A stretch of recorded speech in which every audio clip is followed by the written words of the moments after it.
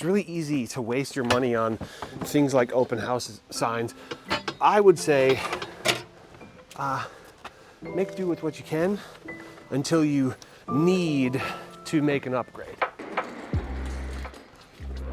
We got a new listing that is coming soon, starting today, and it goes live on Friday, goes active on Friday. So this video is going to be a checklist of everything that you need to have in order before a listing goes live. I've always wanted a really good checklist, not just a generic checklist, but a really good checklist with all of the marketing stuff that we do. So I'll be honest, this is a little bit for selfish purposes, but let's get into it.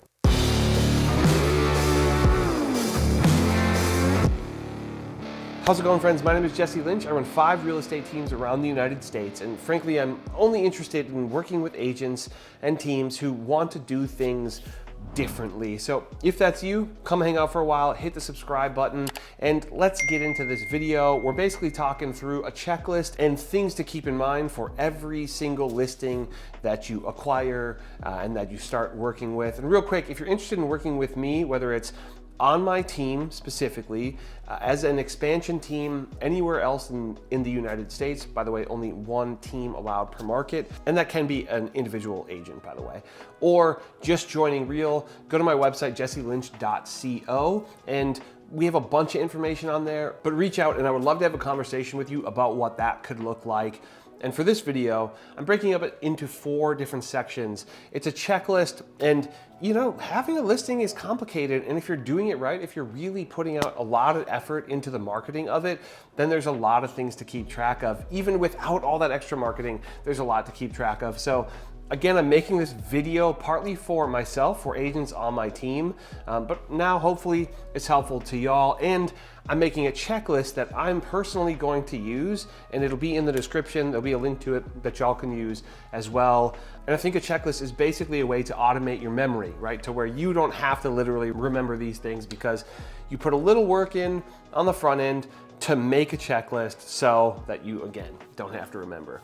The first section I want to talk through is scheduling. There's so many different things to schedule, and you can get really caught sort of behind the 8 ball if you're not paying attention to these things. I learned that early as a buyer's agent. I realized there was all of these steps, and if I didn't put them into my calendar, like to, hey, do this, hey, this is when the inspection contingency ends, etc., I would, without a doubt, lose track of those things. So I've gotten very strict with my calendar because I think it's literally a requirement of me as a busy real estate agent, as a team lead, whatever. So we're talking scheduling, and the first thing is basically that initial meeting, right? Call it a listing appointment, call it what you will. I don't really have like a traditional listing presentation, but nonetheless, a conversation with the person who wants you to list their house. And in that, what I'm really looking for is the condition of the home. I should have an idea of what the comps are around the neighborhood, but it's hard to find a comp if you don't know what the condition is. So if you haven't seen the inside yet, you can get an idea of what homes are selling for around, but you won't know how the house will compare to those because you won't know the condition. So nonetheless, this is to get an idea of what that feels like. Some people want to know what price you're thinking in that first meeting. I almost will always say, I need to look at the comps now that I've seen the house, because I don't think it's realistic to comp a house without seeing the inside of the house. But so many of the people that we work with, there isn't much of a question of if they're going to work with me or not. It's more just like, hey, what do we have to do to get this ready? And which is the beauty of personality branding, personality marketing, by the way, which is what we're doing, you know, on social media and YouTube and the likes. But in that first initial meeting, we're talking price potentially, but we're also talking what repairs or updates that we might suggest they do, and depending on what kind of budget they're working with, but then also talking through timeline, things to expect. It's really like the same thing that I do with a buyer, I do with a seller, but it's just to get them prepared for what's to come. So hopefully there are as few surprises as possible. And then after that initial meeting, hopefully you have an idea of if you need to schedule a staging meeting and when that will come. But if you can put one on the calendar, great. A staging meeting would be a really great thing to get scheduled, and very important to make sure you have on the calendar with the stager or whoever is going to be having that conversation. Then one thing that I think trips a lot of people up, myself included, I've definitely forgotten about these things before, but it's a city inspection. In Minnesota, some cities require inspections from the city before a home trades hands, and others don't. And so that inconsistency can be a part of why you're like, oh shoot, I forgot that this particular city requires a city inspection.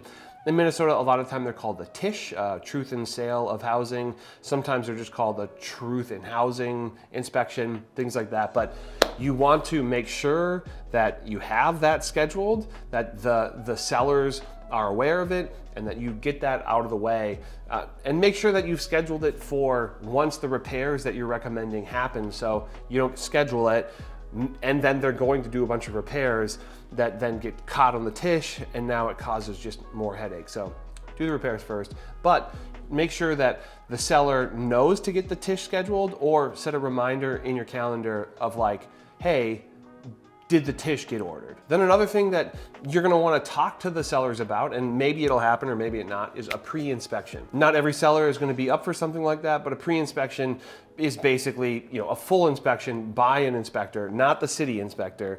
And some sellers want to perform that so that they can take care of those things. And some sellers want to perform that so that hopefully they can get offers that have waived inspection, or just to be like, hey, I am so confident in my house that I got it inspected before I listed it. It's definitely a power move if your house is really, really buttoned up. A little bit more obvious of a scheduling point is gonna be photography, measurements, 3D tours. Hopefully you have a company that you have as a go-to for that, or an individual or something like that who can do those things. Personally, I think you have to do all of them. I do all of them regardless of the price of the home.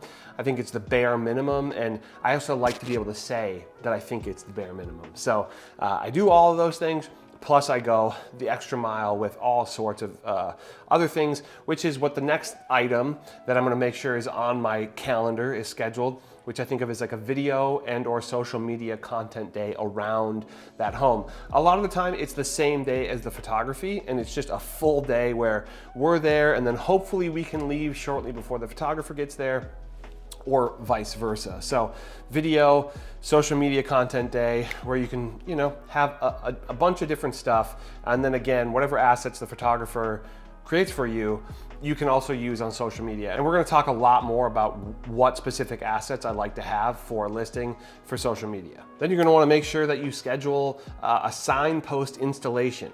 That's something that I think a lot of new agents are like, oh, I didn't even realize I had to do that. And it's like, well, of course you did. Who else was gonna do it?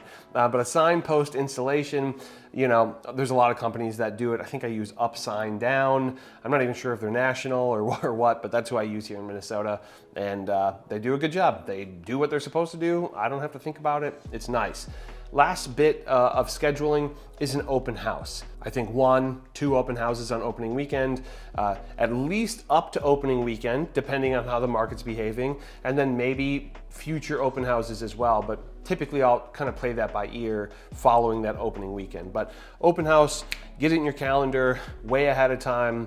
Again, let the seller know that that's something that they should be expecting. Now, next up on the checklist is paperwork.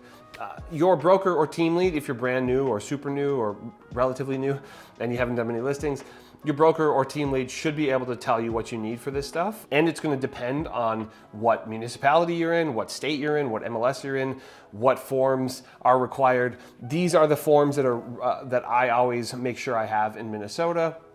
The agency and relationships form, you gotta show everybody that. The exclusive right to sell form, the MLS input listing form, and then also, while you're filling that out, make sure a great listing description. So it wouldn't hurt to be taking notes in your first meeting or in your content creation day about what you're going to say in the listing. Cool little bonuses or extras that are maybe particularly exciting. Then there's a withheld form. That's usually the first form and the thing that you need like as soon as possible here in Minnesota. Then a coming soon form. We like to try to have a house have at least a little bit of time coming soon on the market. If possible, typically Monday, it'll go coming soon. Thursday or Friday, it'll go active. I don't like to do too long of a coming soon personally because I think I don't know, I think people forget about it. I think 3 weeks is a really long time. If your market doesn't have a coming soon, well, then you probably don't know what I'm talking about. Arbitration form, gotta have it. Here, I think we have the sellers sign it, no other boxes are checked, things like that.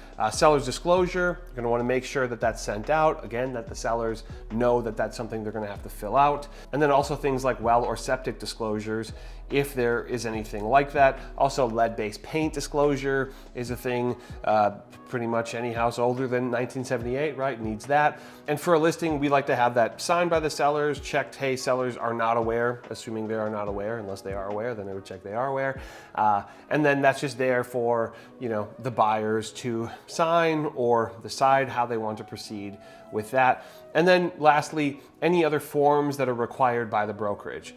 So affiliated business forms, maybe compensation forms, certain things like that, or compensation negotiation forms, or whatever you might have that your brokerage requires. And hopefully your brokerage and or team gives you those things, and you are aware of those things, or your transaction coordinator knows to be aware to include those things.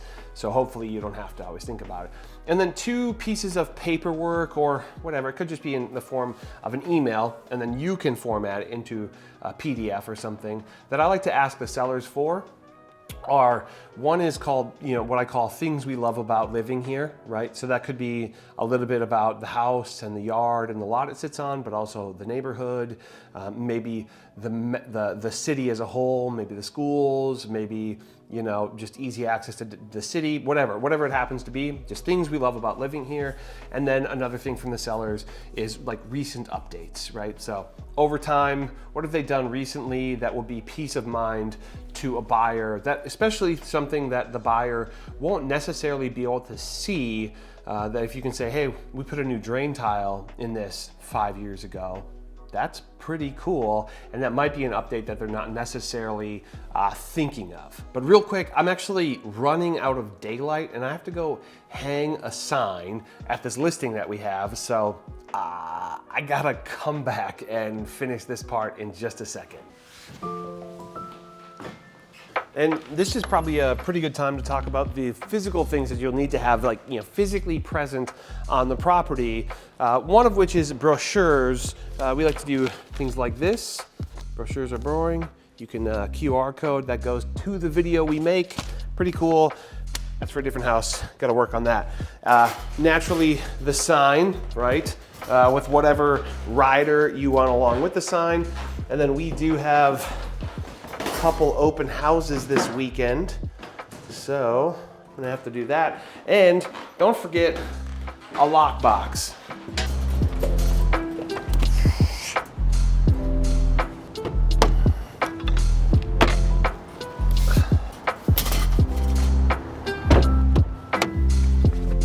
Let's go. Take me to 4215 20th Avenue South. Getting directions to 4215 20th Avenue South.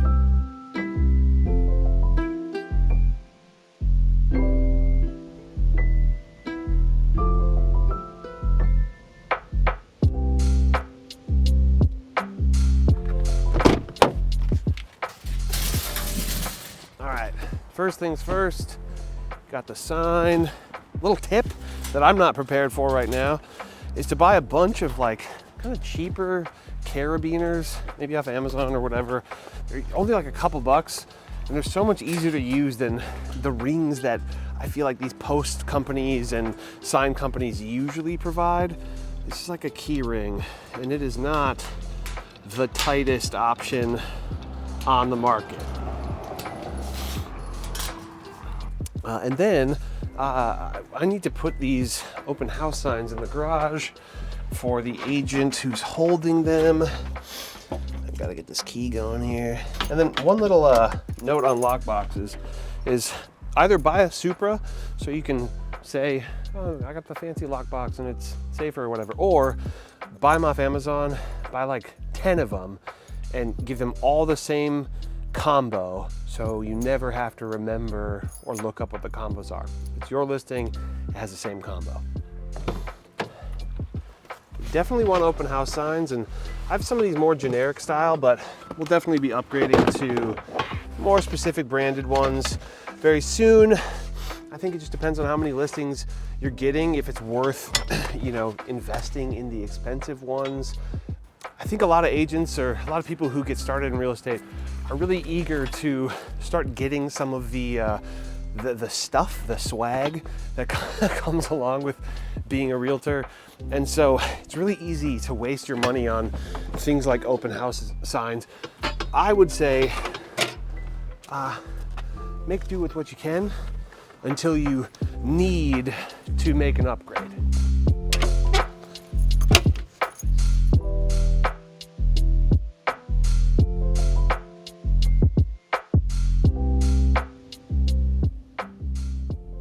And then one thing that I always like to do is make sure to get some kind of a story, just hang in the sold sign.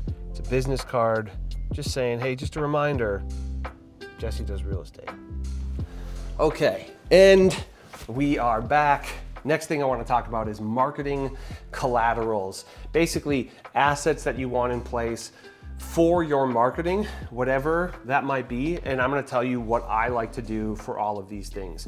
A lot of what I'm doing is social media based, it's video based, it's YouTube based. And so content and a lot of different variety of content is, I have to make sure I have it in order. Otherwise I'm like scrambling to get things done and it's super annoying. So first, for YouTube, like I said, I have a whole day where I do the sort of video and social media content day. My YouTube videos are basically the most time-consuming thing, the time-consuming piece of all of this for me personally. Photos take a long time, and so do measurements and 3D tours, but I don't do those. I hire those out. The video, I want to be in it. That's part of the personality branding. I want to be in the videos. I think it's important. And so you do the long form video, cool, for YouTube. You're going to need a thumbnail. Make sure you have the thumbnail in order, and also any SEO and things like that. Make sure that that's in your YouTube with a good SEO, ready to press go whenever the time is right. And also it's nice to have it on there with the thumbnail when you show it to the client for the first time. So it's not just like a Dropbox link, which is I'm guilty. Sometimes I do that if I want to get it to them sooner, but I think it's a little better to have the thumbnail and to let people see how the world will be seeing it. Then another thing I do is I have another channel that's like an ad channel. I'm learning it right now, admittedly. I've said that on this channel before. I'm still learning the world, the paid ad world, but I like to run a separate channel with that same YouTube video as an ad, right? Because I want to try to amplify the volume of that video, the amount of eyeballs that are on that video, but paying for an ad on your YouTube channel, as I understand it, hurts your channel, because YouTube kind of identifies a channel that has ads running on it as, oh, this is a channel that will pay for ads for views. So then your organic reach can get hurt. So I have a separate channel, I run an ad, or I pay for more eyeballs to get on that particular video. And then now that you have the video, once it's released, I think it's important that maybe you have it on your schedule or something, some kind of reminder to ask the sellers to repost the YouTube video once it's had a little bit of time to breathe, right? So that's one part of it.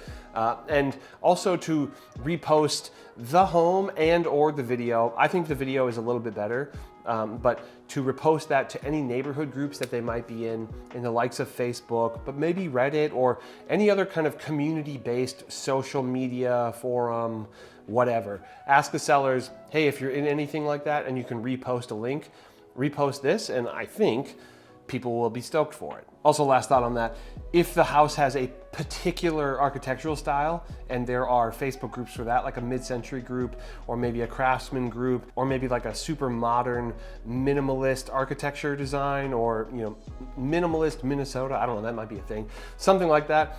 If they can post it to there where there's going to be a lot of eyeballs, definitely worth doing. And then now from YouTube, going into proper social media, and then now moving from YouTube to social media, these are the posts that we make sure we have for every single listing. The first one is a coming soon post, which is a coming soon like front, and then it's a carousel of probably 9 other photos, right? A carousel can be 10 photos on Instagram. So the cover page that says coming soon and a few more details, not too messy, and then a carousel with a bunch of other, probably some of the best, but a biggest variety of photos from a listing. And then I also like to have a now showing post. If you're not gonna go coming soon, then I guess you don't need a coming soon post and you could just do a now showing post. But I think having the coming soon post and then having a different variety of cover that says now showing, or a lot of people don't say now showing, but I kind of like the cinematic nature of that. Some people might say like new listing or something, but I like to do a separate now showing post, especially if there's like 5 days in between. I post enough stuff that there'll be enough breakup between the coming soon and the now showing post, and that's just gonna be probably a different cover. Maybe it's a drone this time, right? Instead of a picture of the front, or maybe it's a picture of the inside, if there's particularly exciting rooms in there. And then again, another carousel. I want people who even saw the coming soon post, I want to give them another peek at it, another look at kind of what's going on there. Also, another chance for other people to share that with people who might be interested in actually making an offer on the house. Then another kind of bigger piece of content that we like to post on social media is like a shortened, condensed version of our home tour where we're in it a little bit, but there's also B-roll. If you go to our Instagram @ToTheTwinCities, you'll see some of those, and we also have covers for them as well. I want them to be somewhat recognizable as, oh, this is like the sort of home tour style video. I can click on that and I'm likely to see like a walkthrough or like a minute-long tour of a home. So the walkthrough, a home tour short, or something like that. And you don't need to do as extravagant as what I'm doing. You can definitely get by with an iPhone and just, chopping it up however you want to do it. But it also can be nice to have 2 versions of those in the event that the house doesn't sell on opening weekend. You can kind of give it another push at a slightly different, fresh look at the same house, but it'll just feel a little bit different. Then a couple other things that I like to do. One is an offers due post. It does feel like I'm jinxing it a little bit sometimes when I make that, but I don't personally make it. I have somebody who now helps me make those things. But the offers due post can feel, a little bit risky to be like, let's assume there's gonna be. It's not under the assumption that there's going to be multiple offers and we're gonna have to call for a highest and best, but if there is, on the off chance there is, let's say that, on the off chance there is, I just wanna have the post ready to go so that I can post it if I want to. Then another thing, open house posts. I try to have every single listing that we have at least 1 open house, if not 2 on opening weekend. Again, it's all about eyeballs and getting as many people interested as possible. So an open house post, usually what I do is stories for those, and I'm not afraid to post that story every day, right? And just a constant reminder that, hey, we have an open house on this house on this day at this time. I don't think it's that weird to post that every single day. And now the last big thing that I will sometimes post to social media is the full long form home tour video. Sometimes those are like 10 minutes long, which I don't know is the best thing to be on most social media platforms, but sometimes the reach of social media might grab onto it and it might pump it out to another, I don't know, few thousand eyeballs. That could be very well worth doing, although it is a little strange and I think people aren't expecting to watch, a 10-minute video on Instagram or TikTok, even though technically they can. So I'd rather do things where I say, here's this house, we have a longer video on YouTube, but not everybody out there who's watching this is gonna have a YouTube where they're gonna do the long form videos. But if you make it, if you do, flirt with putting it on social media and see how it does. I think if you do a ton that are really long, I don't know how your channel is going to do. But if you have, a 3-minute version, maybe that could work nicely as well. And then final thought on social media is do not hesitate to have smaller little connecting stories or connecting posts about the process, especially if you're new and you don't have a lot going on. I can't stress it enough. Having, hey, I'm hanging the for sale sign, or if there's anything that you're doing for the seller to help them list or to help them, organize their house, or if you're helping with staging, if you're helping with cleanup or anything, if anything extra that you're doing, try to capture it to the best of your ability and document those moments and put them out. I would say especially in a story on, Facebook or Instagram, but it doesn't hurt to also put those out on things like TikTok. As far as social media is concerned, I am very curious to hear if there are other go-to posts that you have or that you think you will have or you think that maybe I should have, and leave that in the comments. And as far as this video is concerned, it's done, and I'll see you in the next one. Bye-bye.